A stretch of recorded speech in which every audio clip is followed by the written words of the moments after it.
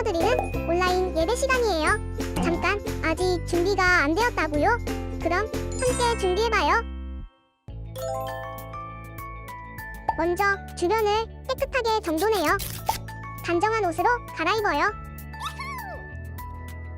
성경책, 찬송가, 헌금을 준비해요. 누워있거나 간식을 먹지 않기로 약속해요. 다른 행동은 멈추고 예배에 집중해요. 찬양 시간에는 기쁜 마음으로 일어나서 따라해요. 성경 말씀은 함께 큰 목소리로 따라 읽어요. 설교가 끝나고 기도 후에는 큰 소리로 아멘해요. 아멘. 준비한 헌금은 따로 저금통이나 성경책에 모아두었다가 교회에 출석할 때 드려요.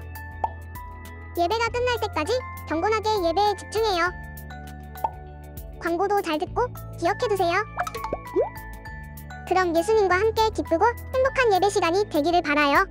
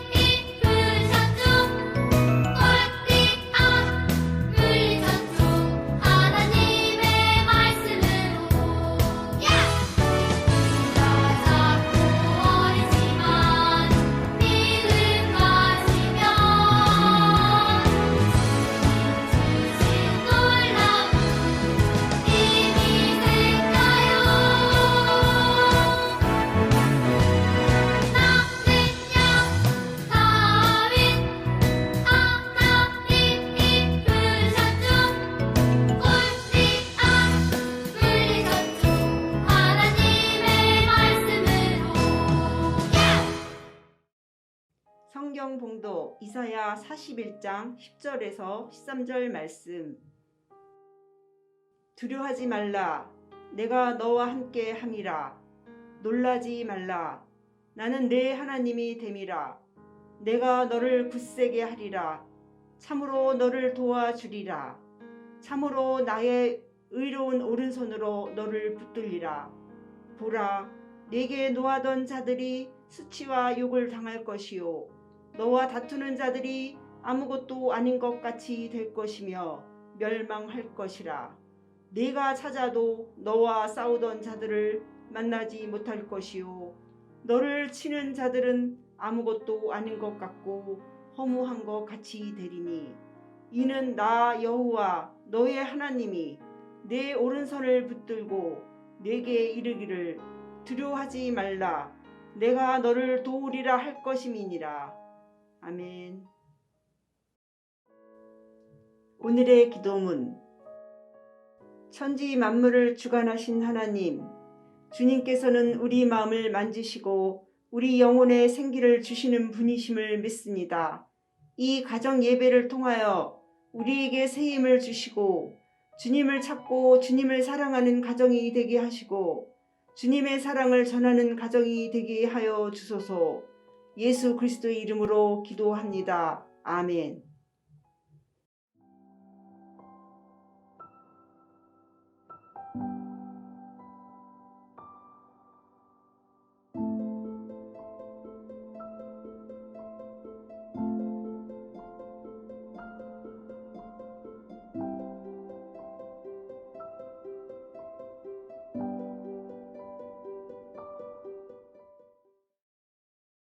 샬롬 반갑습니다. 오늘 가정예배의 제목은 두려움 이길 수 있습니다. 이런 제목으로 한번 말씀드리겠습니다. 공항이란 말을 들어보셨습니까? 인천공항, 피어슨공항, 오헤어 공항 얘기하는 게 아니고요. 공항의 한자는 심하게 두려워하며 당황한다라는 뜻입니다.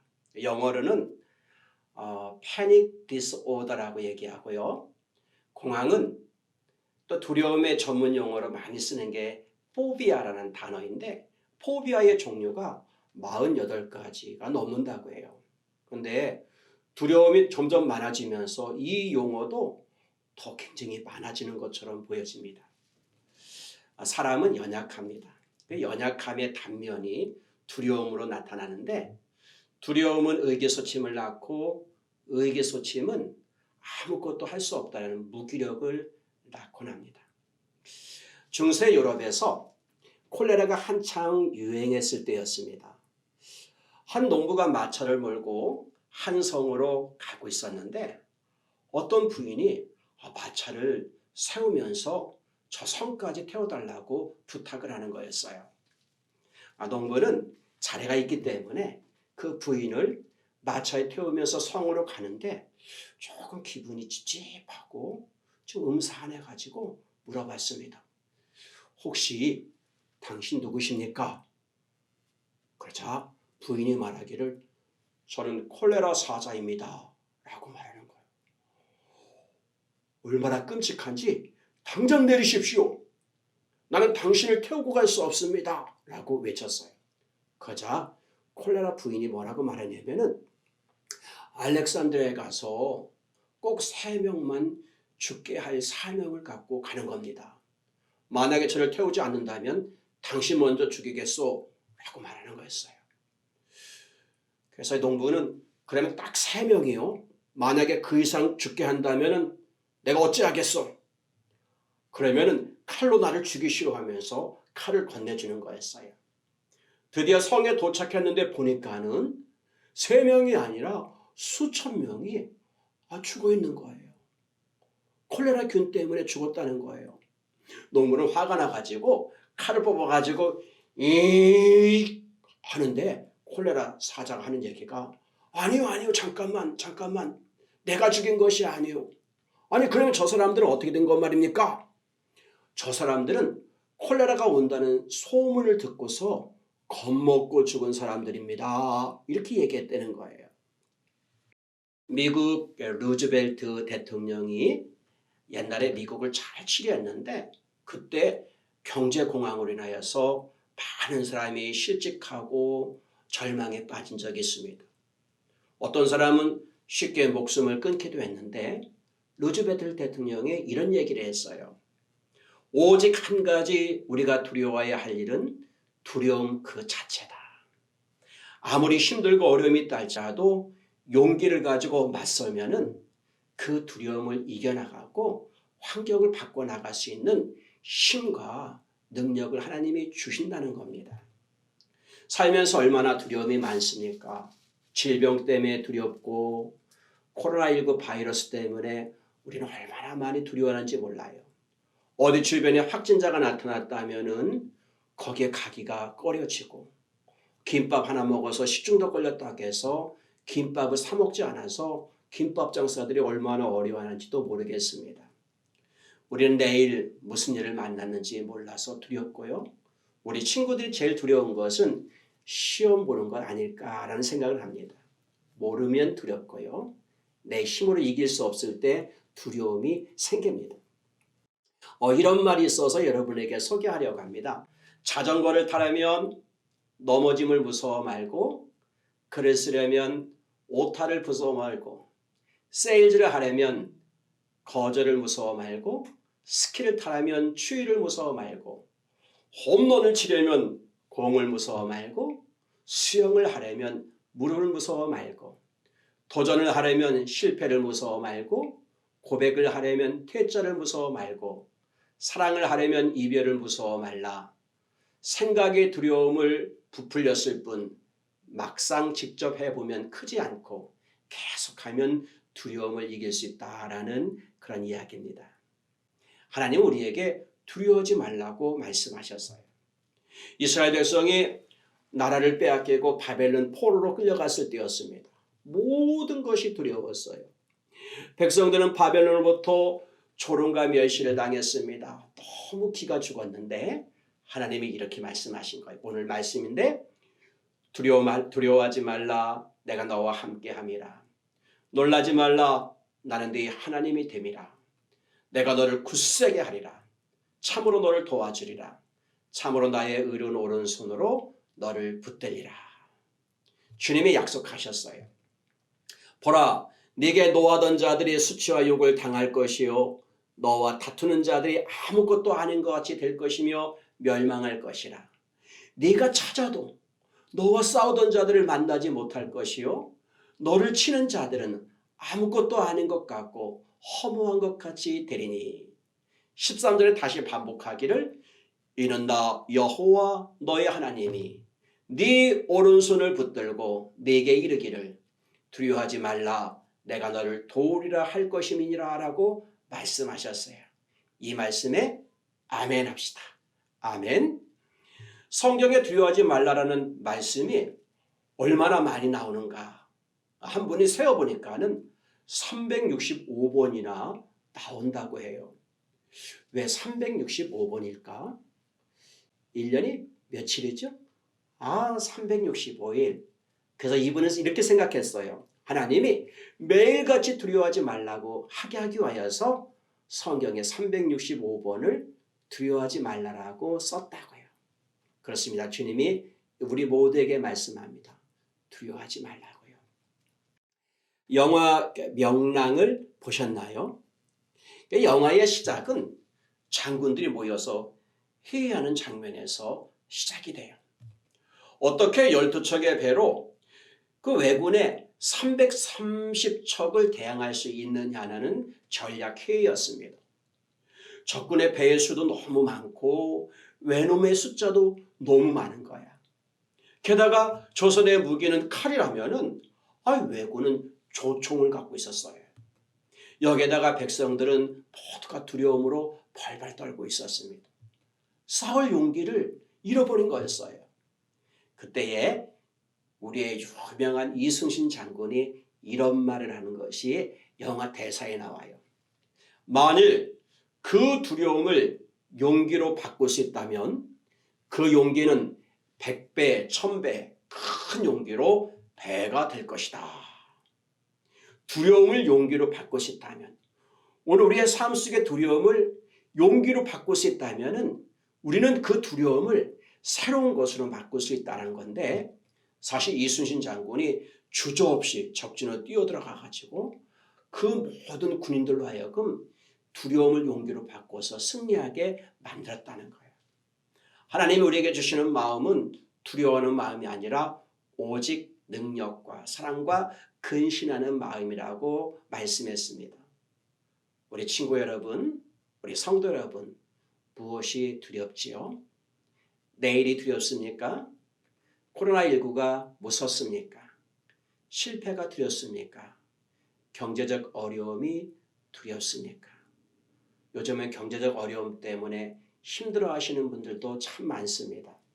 아니면 죽음이 두렵습니까? 사람의 비난과 공격이 두렵습니까?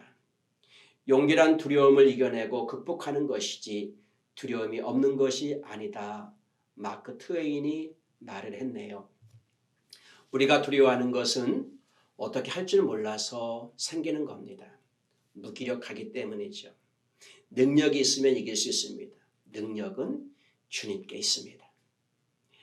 여호와의 눈은 온 땅을 두루 감찰하사 전심으로 자기에게 향하는 자에게 능력을 베푸신다고 약속하셨어요. 그러므로 하나님께 더 가까이 갑시다. 두렵다 하여 숨어버리면 두려움이 없어지는 것 아닙니다. 두려움은 실체가 없습니다. 실체가 없지만은 내 환경을 뚫고 들어와서 우리를 갖다가 꼼짝 못하게 만들 때가 많이 있습니다. 하나님을 의지하십시오.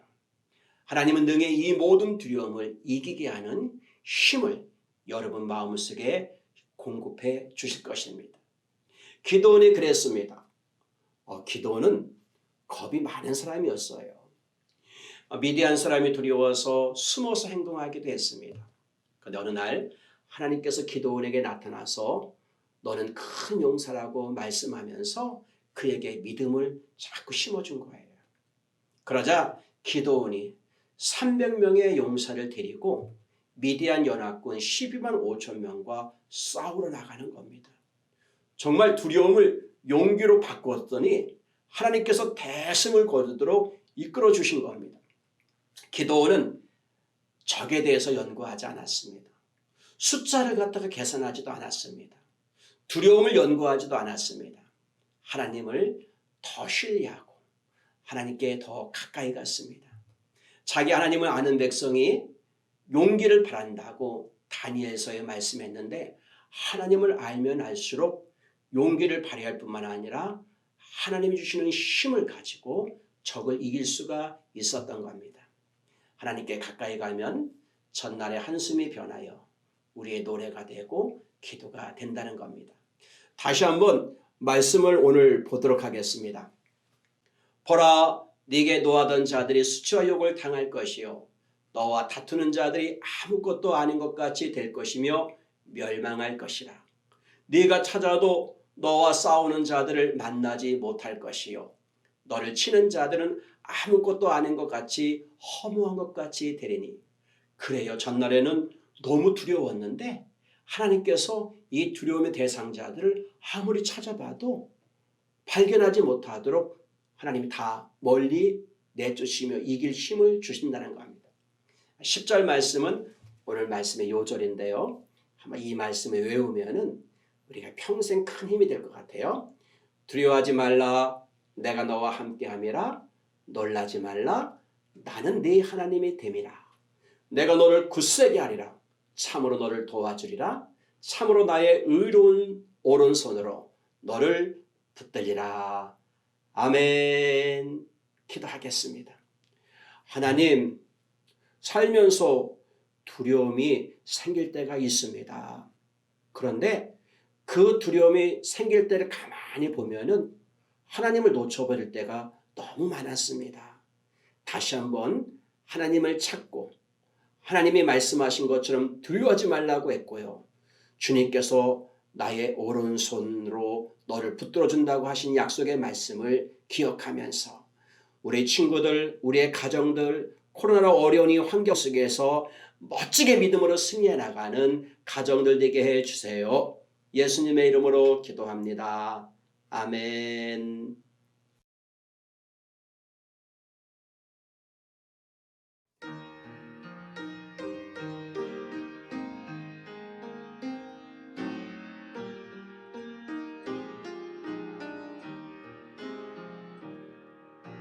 죄짐 맡은 우리 구주 어찌 좋은 친구인지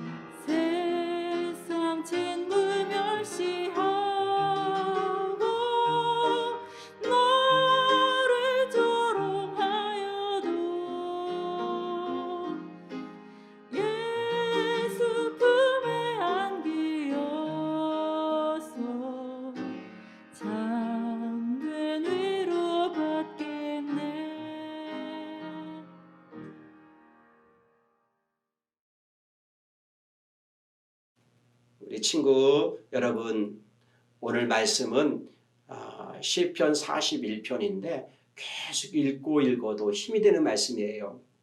다시 한번 읽어보시기 바라고요. 축도하겠습니다. 지금은 우리 구주 예수 그리스도의 은혜와 하나님 아버지의 크신 사랑과 성령님이 함께 하신 은총이 오늘도 가정에서 예배드리는 모든 식구들 하나하나 위에 지금부터 영원토록 함께 하시기를 간절히 축원하옵나이다. 아멘.